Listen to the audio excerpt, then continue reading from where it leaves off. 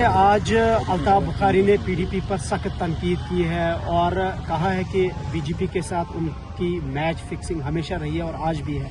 तो किस तरह से आप अल्ताफ बुखारी की इस तनकीद को देखते हैं?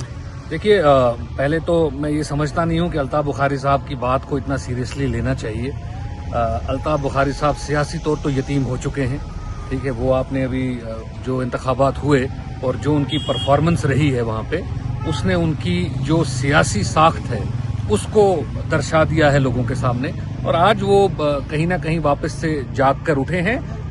लेकिन इस तनकीद से ज्यादा मेरा जो उनके बयान को समझने की जो मेरी समझबूझ कहती है, मैं समझता हूं कि अल्ताफ बुखारी साहब कहीं ना कहीं नेशनल कॉन्फ्रेंस के सामने आज गिड़गिड़ा रहे थे कि किसी तरीके से राज्यसभा में मुझे भेज दिया जाए। पैसे की कमी उनको ऊपर वाले ने दी नहीं है।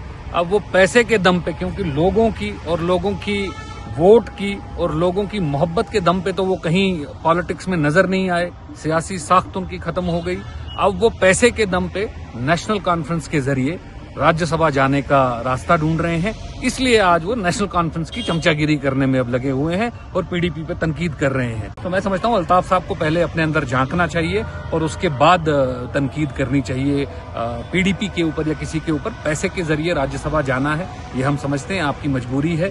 आपको अपनी पॉलिटिकल छाप बचाने की जरूरत है, अपनी पॉलिटिकल पार्टी बचाने की जरूरत है। तो आप खरीद फरोख्त के जरिए अब आप नेशनल कॉन्फ्रेंस के तलवे चाट के आप राज्यसभा का रास्ता करना चाहते हैं। और मैं अल्ताफ साहब को एक चीज याद दिलाना चाहता हूं। शायद आप लोग भी सहाफत में हैं, आपको वो बयान भी याद होगा कि शेख साहब मरहूम जो अपने वक्त के एक मायनाज शख्सियत रहे हैं, बड़े पॉलिटिकल लीडर रहे हैं, अल्ताफ साहब वो शख्स हैं जिन्होंने कहा था कि लोग इनकी हड्डियां कब्र से बाहर निकाल के ले आएंगे अगर ये गारत यहाँ से हटा दी जाए। तो आज वो उसी नेशनल कॉन्फ्रेंस की तरफदारी कर रहे हैं ताकि किसी तरीके से राज्यसभा पहुंच जाए। तो अल्ताफ साहब, लोगों की यहाँ पे मेमोरी बहुत शार्प है और बहुत स्ट्रांग है।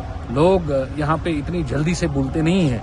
आप जो सियासी रोटी सेकने की कोशिश कर रहे हैं हम पे तनकीद करके, पहले अपने गिरबान में झांकिए, अपनी कारकर्दगी को देखिए और उसके बाद आप किसी सियासी तंजीम के ऊपर तनकीद कीजिए।